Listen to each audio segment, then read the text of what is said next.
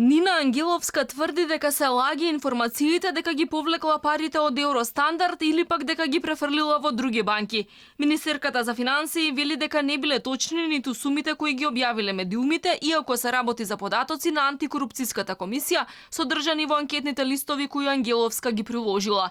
Таа уверува дека уште минатата година над половина од депозитите ги вложила во инвестицијски фонд. Единствено што било точно е дека имала штедни влогови во Евростандард. Вестината е дека пред стапување на функцијата министер за финансии, овие мои лични средства заработени пред да станам министер и уредно пријавени, беа наменети за бизнис инвестиции, а по стапувањето на функцијата откако моите деловни активности ги ставив во втор план, дел од овие средства одлучив да ги искористам да го решам станбеното прашање, односно да купам сопствен стан со оглед на тоа што живеев под кирија.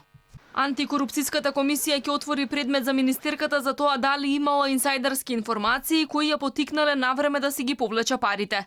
Оттаму велат дека од анкетните листови доставени од Ангеловска се гледа дека од 250.000 евра кои таа ги имала во Евростандард во септември минатата година, во јануари било пријавено дека повлекла 8 милиони денари, а последната промена била направена во јуни, неполни 2 месеци пред пропаста на банката. Освен Бранимир Јовановиќ, поранешен советник во Министерството за финансии, критики кон Ангеловска упати и поранешниот гувернер Петар Гошев. Според него, министерката имала интерни информации дека банката пропаѓа и ја искористила службената положба.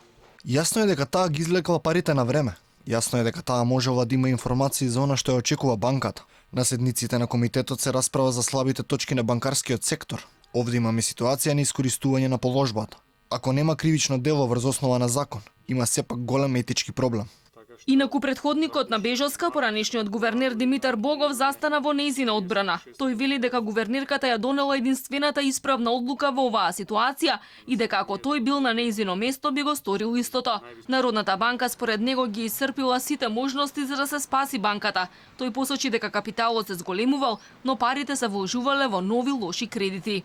И покрај годишните супервизорски извештаи од контролите во оваа банка, кои му беа доставувани на надзорниот одбор и многуте состаноци во изминатите години со акционерскиот и целиот состав на надзорниот одбор, на кој детално им беше презентирана реалната состојба во банката и амбисот во кој се движат, тие не успеа да го подобрат работењето со Евростандард банка и да го намалат нивото на лошите кредити. За одземањето на дозволата за работа на Евростандард, собственикот на банката Трифун Костовски најави дека ќе поднесе тужба кон Народната банка. И од Народната банка обвинија за лаги и клевети и рекоа дека ќе ги преземат сите законски мерки за да ја заштитат репутацијата на монетарната власт.